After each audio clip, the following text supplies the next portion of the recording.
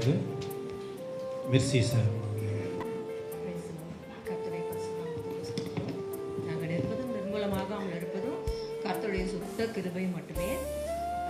போன வருஷம் 2024 டிசம்பர் மாதம் 21ஆம் தேதி எனக்கு ஒரு 7:40 ஒரு ஃபோன் ஒன்று வந்துச்சு. அந்த ஃபோனில் என்னென்னா, இந்த மாதிரி ஒரு ஆக்சிடெண்ட் ஒன்று ஆகிடுச்சு அச்சிரப்பாக்கம் கிட்ட. லாஸ்ட்டாக உங்களுக்கு இந்த நம்பர் தான் கால் பண்ணாங்க, ஸோ அதனால் பண்ணுறோம் அப்படின்னு சொல்லிட்டு ஃபோன் வந்தது. அப்புறம் பார்த்தீங்கன்னா அதில் இந்த மாதிரி 3 லேடிஸு 2 ஜென்ட்ஸ் இருந்தாங்க. அப்புறம் கார் டீட்டெயில்ஸ் எல்லாமே சொன்னாங்க. அப்போ தான் எனக்கு வந்து புரிஞ்சது, சரி காலையில் வந்து எங்கள் அம்மா தங்கச்சி வந்து அவங்க வீடு பாண்டிச்சேரியில் கட்டிகிட்டு இருந்தாங்க. ஸோ அந்த வீடை காமிக்கிறதுக்காக அம்மா, அப்பா, அப்புறம் அவங்களோட மாமியார், அப்புறம் கணவர், அவங்க 2 பிள்ளைங்க இவங்களெல்லாம் சேர்ந்து காலையில் போயிருந்தாங்க. திரும்பி வரும்போது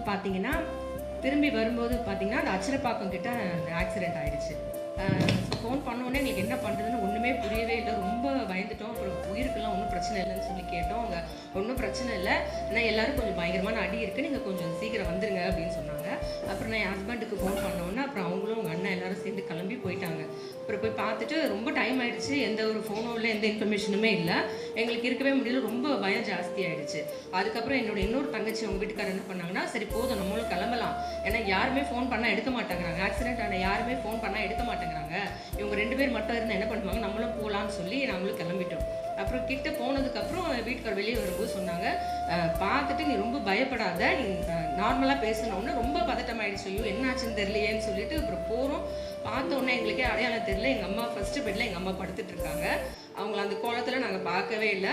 ஃபுல்லாக அவங்களுக்கு ஃபுல்லாக அப்படியே பிளட்டு காஞ்சி போய் முகம், கைக்கு எல்லாமே அப்படியே அழுதுகிட்டே இருக்காங்க வலியோட. பார்த்தீங்கன்னா அவங்களுக்கு இந்த ஜா உடஞ்சி போச்சு, அப்புறம் இந்த ஷோல்டரும் அவங்களுக்கு நல்லா ஃபுல்லாக உடஞ்சி போச்சு, வலியில் அழுதுட்டு இருந்தாங்க. அப்புறம் அப்பா எங்கள் அம்மானா பக்கத்து பெட்டில் அப்பா, அவங்களுக்கு தலையில் ஃபுல்லாக அடி, அவங்களும் ஃபுல்லாக தலையிலேருந்து கால் வரைக்கும் ஃபுல்லாக பிளட்டு, ஷர்ட்டு பிளட்டு, எல்லாமே பிளட்டு. என்ன பண்ணுறதுனே எங்களுக்கு புரியல. ஒரு செகண்ட் அப்படி நின்று போச்சு. அப்புறம் பக்கத்தில் ஒரு பொண்ணு வந்து அழுதுட்டு இருந்தாங்க. என்ன யாருன்னு சொல்லி பார்க்கும்போது என் தங்கச்சி சொல்கிறா, அக்கா நம்ம தங்கச்சி ஹெலன் தான்க்கா அப்படின்னு சொல்லி. அப்புறம் கிட்ட போய் பார்த்தா அவளுக்கு கால் ஃபுல்லாக ஃப்ராக்சர் ஆகிடுச்சு, கட்டு போட்டு வச்சுருந்தாங்க. அப்புறம் பார்த்தா கத்திகிட்டே இருக்கிறா, செஸ்ட்டில் ஒரு சைடில் அவளுக்கு ஓட்டை போட்டு டியூப் ஒன்று போட்டுட்டு இருந்தாங்க. அதுக்கு என்னன்னு பார்த்தீங்கன்னா, அவளோட நெஞ்சு எலும்பு ரிப்போன் உடஞ்சி அவளோட நுரையீரலில் குத்திடுச்சு. அது வந்து ஃபுல்லாக காற்று போக ஆரம்பித்தோன்னு அவளுக்கு மூச்சு விட முடியல, திணற ஆரம்பிச்சுட்டு அந்த டியூப் போட்டு அவளுக்கு ஆக்சிஜன் கொடுத்துட்டு இருந்தாங்க. கத்திட்டு இருக்கா, வலிக்குது டாக்டர், என்னால் மூச்சு விட முடியல அப்படின்னு சொல்லி கத்திக்கிட்டே இருக்கா. திடீர்னு கண்ணெல்லாம் மேலே போகுது. எங்களுக்கு என்ன பண்ணுறதுனே ஒன்றுமே புரியல. அப்புறம் பக்கத்தில் பார்த்தா அவள் மாமியார், அவளுடைய மாமியாருக்கும் 2 காலும் உடஞ்சி அவங்களும் அந்த பெட்டில் படுத்துட்டு இருக்காங்க. அப்புறம் அவங்க வீட்டுக்காரர் பார்த்தீங்கன்னா அவங்களுக்கு ஷோல்டர் உடஞ்சி போச்சு.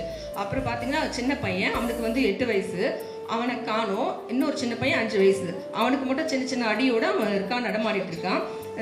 பெரிய பையனை எங்கன்னு கேட்டால் அவனை வந்து ரொம்ப காப்பாற்ற முடியாதுன்ற மாதிரி சொல்லிட்டாங்க, இங்கே பார்க்க முடியாது, நீங்கள் எக்மோர் சில்ட்ரன்ஸ் ஹாஸ்பிட்டல் கூப்பிட்டு போங்கன்னு சொல்லிட்டாங்க. அப்புறம் அங்கேருந்தே அங்கே ஆம்புலன்ஸ் மூலியமாக போயிட்டாங்க. அவன் தான் ரொம்ப ரிஸ்க்குன்னு சொல்லிட்டாங்க, அவனை காப்பாற்றுறது ரொம்ப கஷ்டம். 2 நாள் நாங்கள் அப்சர்வேஷனில் வச்சு பார்த்துட்டு தான் நாங்கள் எதுவாக இருந்தாலும் சொல்ல முடியும்னு சொல்லிட்டாங்க. எங்களுக்கு அந்த நேரத்தில் ஒரு மூலையும் வேலை செய்யலை, என்ன பண்ணுறது ஒன்றுமே புரியல. ஆனால் அழ மட்டும் வரவே இல்லை, என்ன இசப்பா இது. ஆனால் ஆண்டவர் நினச்சிருந்தாருன்னா அந்த நேரமே உங்களை எடுத்திருந்துருக்கலாம். ஆனால் ஆண்டவர் ஏதோ ஒரு ஆண்டோடைய நாம மகிமை படணுன்றதுக்காக ஆண்டவர் ஜீவனை கொடுத்துருக்காரு. அதை மட்டும் நினச்சிக்கிட்டோம், சரி ஒரு 6 மாதம் நம்ம கண்டிப்பாக கஷ்டப்பட வேண்டியது இருக்கும், ஆண்டவர் இது சமாளிக்கிறதுக்கு நமக்கு திரும்ப தருவாங்கன்னு சொல்லி விசுவாசமாக இருந்தோம். அதுக்கப்புறம் அங்கேருந்து எங்கள் மாமா மூலியமாக அங்கேருந்து கடகடன்னு அங்கேருந்து ஆம்புலன்ஸ் ரெடி பண்ணி அப்புறம் இங்கே சென்னை கூட்டிகிட்டு வந்தோம். இங்கே கூட்டிகிட்டு வந்ததுக்கப்புறம் இங்கே ஒருத்தரையாக பார்த்து எல்லாரையும் ட்ரீட்மெண்ட் பண்ணி முடிச்சு ஒருத்தரையாக வீட்டுக்கு கூட்டிகிட்டு வந்துட்டு ஒரு 2 நாள் கழித்து அவனும் வந்து எமர்ஜென்சிலேருந்து வெளியே வந்துட்டான்.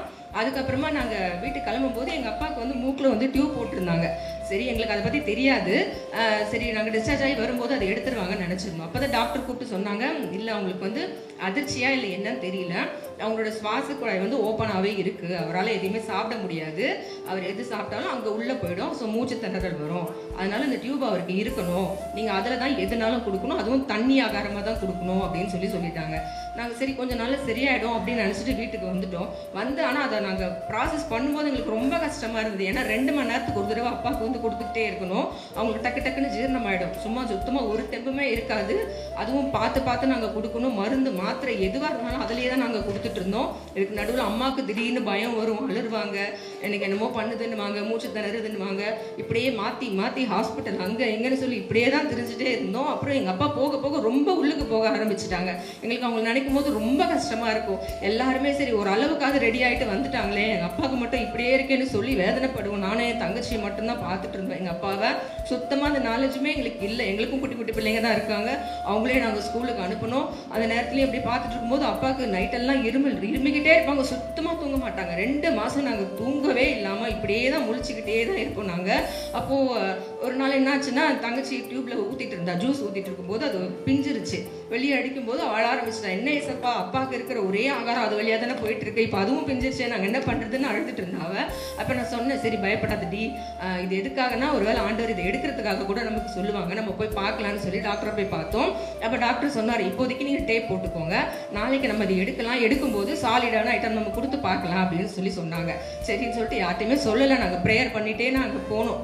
போயிட்டு அதே மாதிரி டாக்டர் எடுத்துட்டு அவங்களுக்கு கொடுத்தாங்க. கொடுக்கும்போது பயத்தோடவே அப்பா சாப்பிட்டாங்க. ஏன்னா ஒரு வாய் வந்து ப்ரஷ் பண்ணும்போது, காகுல் பண்ணும்போது ஒரு ட்ராப் உள்ளே போனாலே அவங்களுக்கு ரொம்ப திணற ஆரம்பிச்சிருவாங்க. கண்ணெல்லாம் ஒரு மாதிரி ஆகிடும். நாங்கள் தட்டுன்னு தட்டி அதுக்கப்புறம் அதனால அந்த எக்ஸ்பீரியன்ஸ் அப்பாவுக்கு அந்த பயம். அப்போ சாப்பிடும்போது பயந்துக்கிட்டே சாப்பிட்டாங்க.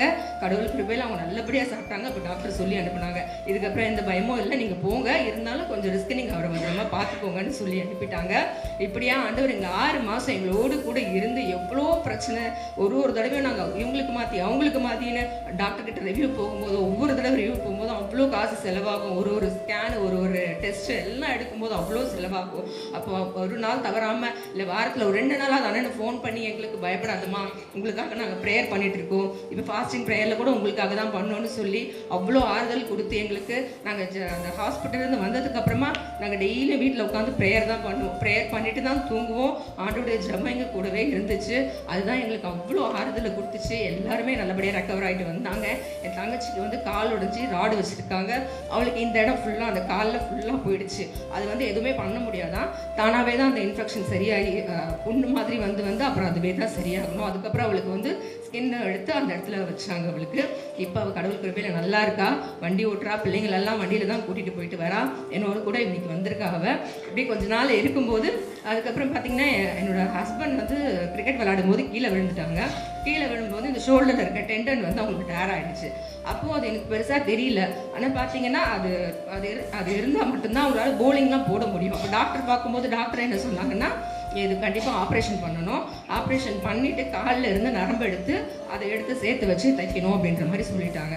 எனக்கு ஒன்றுமே புரியல. ஆண்டவரே, என்ன இசப்பா இப்படி ஒரு சோதனை மேலே சோதனையாக இருக்கே, கை இப்போ சர்ஜரி பண்ணாங்கன்னா அது ரெடி ஆகிறதுக்கு எவ்வளோ நாள் ஆகும், வேலைக்கு போகாமல் இருக்கணும், திரும்பவும் அது எப்படி ரெடி ஆகும், அப்புறம் ஃபிசியோதெரப்பி கொடுக்கணும், திரும்பவும் பழையபடி அவங்களால பால் போட முடியுமா, இதை வச்சு தானே அவங்க வேலையே இருக்கேன்னு சொல்லி ரொம்ப பயந்துட்டு இருந்தேன். அப்போ அண்ணன் சொன்னாங்க, நீ வந்து மா சர்ஜரிலாம் ஒன்றும் இருக்காதுமா, நீ ப்ரேயர் பண்ணுமா, ஆண்டவர் அற்புதம் செய்வாருன்னாங்க. இல்லைண்ணா, எம்ஆர்ஐ ஸ்கேன்லேயே வந்து சொல்லிட்டாங்க ஃபுல்லாக டேர் ஆகிடுச்சுன்னு சொல்லி, எப்படின்னா இது நடக்கும்னா, அதெல்லாம் நடக்குமா, நீ விசுவாசமாக ப்ரேயர் பண்ண, தம்பி ஊருக்கு போயிட்டு வரட்டும், ஒரு ஸ்கேன் ஒன்று எடுத்து பார்த்துரு அப்படின்னு சொல்லி சொன்னாங்க.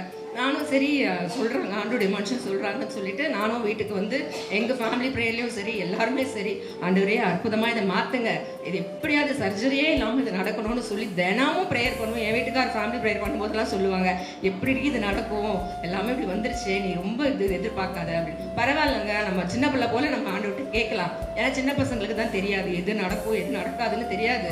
நம்ம அந்த மாதிரி ஆண்டவர்கிட்ட கேட்கலான்னு சொல்லி நாங்கள் அப்படியே ப்ரேயர் பண்ணோம். ப்ரேயர் பண்ணிக்கிட்டே இருந்தோம். அப்புறம் ஊருக்கு போயிட்டு வந்தாங்க. டாக்டரை பார்க்க போனாங்க. என்னன்னா சர்ஜரிக்கான ப்ரொசீஜர் என்னன்னு சொல்லிட்டு கேட்கலான்னு சொல்லி போயிருந்தாங்க. அப்போ அவர் என்ன சொன்னாருன்னா, நம்ம ஒரு ஸ்கேன் எடுத்து ஒன்று பார்ப்போம் அப்படின்னு சொல்லி சொன்னார். அப்போ பார்க்கும்போது அவர் என்ன சொன்னாருன்னா, ஒரு 20-25 நார் சேர்ந்தாப்புல தான் அது இருக்குமா, அதில் ஒரு 4 நார் வந்து உங்களுக்கு இருக்குது, நம்ம என்ன பண்ணுவோம், உங்களுடைய பிளட்டே எடுத்து அதில் இன்ஜெக்ட் பண்ணி வளர வச்சிடலாம், சர்ஜரி பண்ண வேண்டாம் அப்படின்னு சொல்லி சொன்ன உடனே அவங்க எனக்கு ஃபோன் பண்ணி சொன்னாங்க. எப்படின்னு எனக்கு தெரியல, உங்கள் ப்ரேயர் பாரு எப்படி அற்புதமாக செஞ்சுருக்குன்னு அவங்க எனக்கு சொன்னாங்க. உடனே நான் அண்ணனுக்கும் ஃபோன் பண்ணி சொன்னேன். எல்லாருமே ரொம்ப சந்தோஷப்பட்டாங்க. நீங்கள் பாருங்களேன், அந்த சர்ஜரி பண்ணியிருந்தா அவங்களால திரும்ப அந்த கையை ரொட்டேட் பண்ணி பால் போட முடிஞ்சிருக்குமான்னு தெரியல. ஆனால் எந்த சர்ஜரியும் இல்லாமல் 1 மாதம் 1.5 மாதத்துலேயே அவங்க கை நல்லபடியாக ரெடி ஆகிறதுக்கு ஆண்டவர் கிருபை செஞ்சாங்க. நான் போன வருஷமும் நான் அந்த சாட்சி சொல்லியிருந்தேன். என்னென்னா, நான் 2 வருஷமாக ரெகுலராக நான் எங்கள் ஃபேமிலி ப்ரேயரை விடுறது கிடையாது, என்னுடைய தனிப்பட்ட ப்ரேயரையும் நான் விடுறது கிடையாது. வாரம் தவறாமல் நாங்கள் சர்ச்சுக்கு போயிடுறோம். அதே மாதிரி புதன்கிழமை தோறும் என்னுடைய ஃபேமிலிக்காக, பிள்ளைங்களுக்காக, எல்லாருக்காகவும் நான் ஃபாஸ்டிங் பண்ணிட்டு இருந்தேன். இந்த நடுவில் இந்த ஆக்சிடென்ட் வரும்போது மட்டும்தான் அந்த ஹாஸ்பிட்டலில் இருக்கிற இந்த டைமு, அப்புறம் அம்மாவோட இருந்த அந்த ரெண்டு மாதம் அப்போ தான் எங்களால் சர்ச்சுக்கு போக முடியல. அது ஒரு இதுவாகவே இருந்துச்சு. அதுக்கப்புறம் இந்த இதெல்லாம் ரெக்கவர் ஆகி வந்ததுக்கு அப்புறமா இப்போ வரைக்கும் 3 வருஷமாக கண்டினியூஸாக நாங்கள் ப்ரேயர் பண்ணுறோம். ஒரு வாரம் கூட நாங்கள் சண்டே சர்ச்சை ஸ்கிப் பண்ணாமல் போயிட்டுருக்கேன். இது என்னுடைய பெருமைக்காக நான் சொல்லலை. ஆண்டவர் இவ்வளோ பலத்தையும் சுகத்தையும் கொடுத்து என் ஆண்டோடைய சமூகத்தில் போய் நன்றி சொல்லும்படி என் ஆண்டவர் கிருபையாக வச்சுருக்காங்க. அப்புறம் என் தங்கச்சிக்கிட்ட கேட்டேன், என்னடி நீ வருவியா ப்ரேயருக்கு, அதுக்குள்ளே ரெடி ஆகிடுவியா அப்படின்னு சொல்லி கேட்டேன். நான் கண்டிப்பாக வருவேன்க்கா, நான் நடந்து வந்தே நான் நன்றி சொல்லுவேன் அப்படின்னு சொன்னாங்க. அதே மாதிரி எங்களுக்காக நீங்கள் எல்லாருமே ப்ரேயர் பண்ணியிருப்பீங்க, அது எங்களுக்கு தெரியும். ஸோ அதுக்காக உங்கள் எல்லாருக்குமே ரொம்ப ரொம்ப நன்றி. நம்மளும் வந்து தினமும் ஜெபம் பண்ணுவோம். எது மனுஷங்க கிட்ட சொல்கிறோமோ இல்லையோ ஆண்டவருக்கு முன்னாடி நம்ம சொல்லுவோம். கண்டிப்பாக ஆண்டவர் நம்மளை கைவிட மாட்டார். எங்களை காப்பாற்றின ஆண்டவர் உங்களையும் காப்பாற்ற வல்லவராக இருக்கிறார். கர்த்தர் நல்லவர், அவர் கிருபை என்றும் உள்ளது. இந்த சாட்சி பகிர்ந்துக்கும்படி எனக்கு வாய்ப்பு கொடுத்த சிஸ்டருக்கும் அண்ணனுக்கும் நான் நன்றி சொல்லி என் சாட்சியை முடிச்சுக்கிறேன். ஹெலன் அவர்களும் தேங்க்ஸ் சொல்ல விருப்பப்பட்டாங்க. ஆக்சுவலாக சுருக்கமாக சொல்லிட்டாங்க. அவங்க மருத்துவமனையில் இருந்தது ஒருத்தருக்கு ஒருத்தர் தெரியாது. அதுதான் பெரிய ஹைலைட்.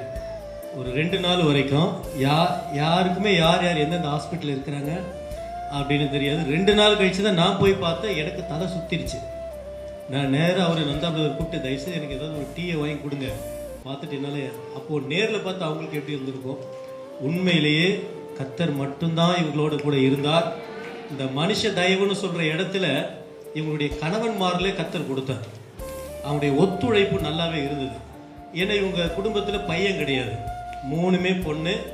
ஆனால் ஒரு ஆண் மகனாக 3 மருமகன்களும் அவங்களுக்கு நல்ல சப்போர்ட்டிவாக இருந்தாங்க. அதன் அடிப்படையில் இன்னைக்கு குடும்பம் ஆசீர்வதிக்கப்பட்டிருக்கிறது. கர்த்தருடைய நாமம் மகிமைப்படுவதாக. கர்த்தருடைய பரிசுத்த நாமத்திற்கு ஸ்தோத்திரம். அவங்க சொன்ன மாதிரி தான், அவங்க சொன்ன சாட்சியில் வந்து இருந்த குடும்பம் வந்து எங்களோட குடும்பம் தான். அதில் அதிகமாக பாதிக்கப்பட்டதும் வந்து எங்கள் குடும்பம் தான். அந்த பாதையில் கடந்து வந்ததும் நாங்கள் தான். இந்த வார்த்தை வந்து அவ்வளோ உண்மையானது. நான் நிற்பதும் நிர்மூலமாகாதிருப்பதும் அவருடைய சுத்த கிருபை அப்படின்றது வந்து அதுக்கு நான் தான் சாட்சி. ஏன்னா நான் நிற்கிறேன், நான் நிற்பனா நடப்பனா அப்படின்னு சொல்லி நிறைய பேர் பார்த்தாங்க. ஆனால் இன்றைக்கி நான் நடந்து நான் இன்றைக்கி தனியாக வந்திருக்கேன். அந்த அளவுக்கு ஆண்டவர் எனக்கு வந்து தெம்பு கொடுத்துருக்காரு. இந்த சாட்சி நான் சொல்கிறதுக்கு காரணம் என்ன அப்படின்னா, பொதுவாகவே வந்துட்டு நம்ம இது சொல்கிறது பாதிப்பு இல்லாதவங்களுக்கு ஒரு கதை மாதிரி இருக்கலாம். ஆனால் இந்த இடத்துலையும் இந்த பிளேஸ்லையும் எத்தனையோ பேர் வந்து நிறைய கஷ்டத்தோடையும் ஏதோ ஒரு தேவைக்காக வந்து அமர்ந்து உட்காந்துட்டு இருப்பாங்க. ஸோ அப்படிப்பட்டவங்களுக்கு இந்த சாட்சி அப்படின்றது வந்து ஒரு விசுவாசத்தை அதிகரிக்கக்கூடிய ஒரு விஷயமாக தான் இருக்கும். நானும் வருவேன்க்கா கண்டிப்பாக. ஏன்னா வந்து என்னை பார்க்கும்போது அது ஒரு இதுவாக இருக்கும். குறிப்பாக அண்ணா வந்து அக்கா மூலியமாக தான் எங்களுக்கு தெரியும். இந்த விஷயம் கேள்விப்படும் போது அவங்க சொல்லி எல்லாரோடையும் ஜெபிச்சிருக்காங்க. ஒவ்வொரு வாரமும் சரி, தன்னோட தனிப்பட்ட ஜெபத்துலேயும் சரி, எல்லாரோடையும் சேர்ந்து அவங்க வந்து ஜெபிச்சிருக்காங்க. கண்டிப்பாக எங்கே ஒரு மனம் இருக்கோ அங்கே விடுதலை இருக்குன்னு சொல்லியிருக்காங்க. அதை மாதிரி தான் எல்லாரும் ஒருமனப்பட்டு எங்களுக்காக ஜெபிச்சிருக்கீங்க. இங்கே இருக்க எத்தனையோ பேர் எங்களை பார்த்துருக்க மாட்டீங்க, ஆனால் எங்களுக்காக ஜெபிச்சிருப்பீங்க. அதனால் உங்கள் எல்லாருக்குமே இந்த இடத்துல நன்றி சொல்லிக்கிறேன். அதே நேரத்தில் நான் நிற்கிறேன், அது ஆண்டவருக்கு சாட்சியாக நிற்கிறேன்றதை நான் அவ்வளோ சந்தோஷமாக சொல்லிக்கிறேன்.